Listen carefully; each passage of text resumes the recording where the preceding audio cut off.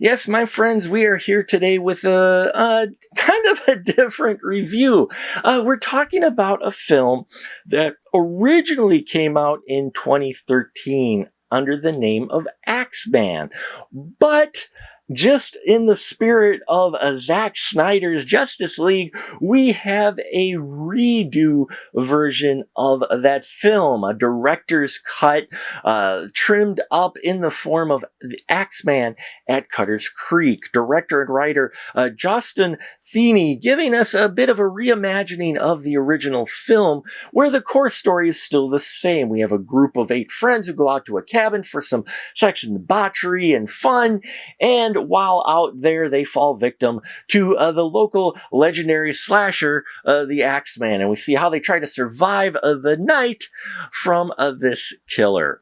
On a whole, the story is your basic slasher storyline. Friends, woods, killer, running, screaming, lots of that. There is some nudity involved as well. There is also plenty of gore in here. I thought that was really done well. But what intrigued me was just the characters that he had in here, as well as the fact that he trimmed up the movie quite a bit and made it a better film. I watched the original Axeman, and while I did enjoy it, there were some pacing issues with it and some things that they had in there that, especially for the space of time between kills was a little bit longer, and here he's shorn that up quite a bit. He's added elements, removed some other elements, and overall I think it has made a tighter, a slasher film. Now you get some familiar names in here. Brink Stevens shows up as the sheriff,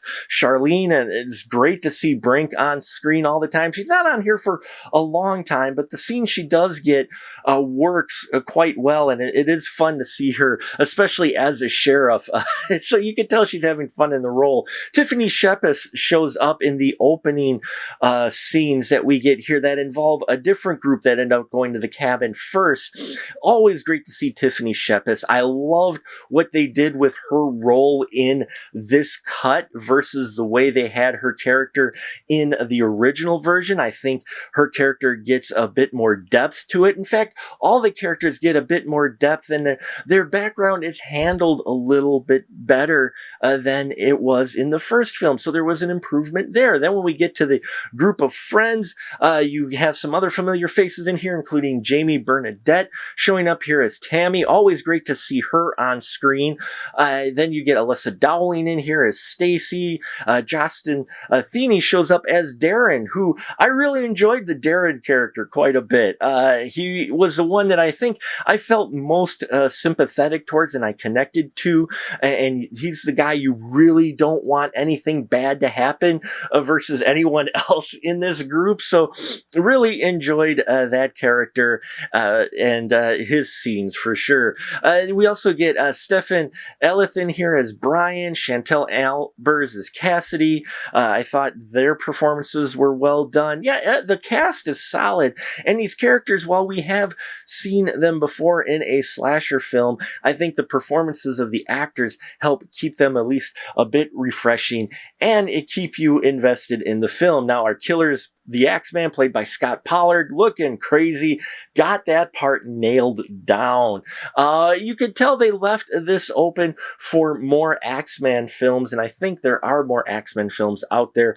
But this one, for them to revisit a film and get a chance to trim things up and improve things, I think is great. I think it was a good choice, and I will say Axeman at Cutter's Creek, if you like a good slasher film, I think you'll want to check this out.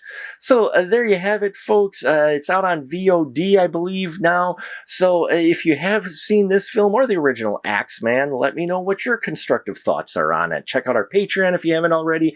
Make sure you check out our AMA on July 9th for celebration of our 15 years here on the YouTube. I thank you for your support, and until next time, remember, keep that ticket stub.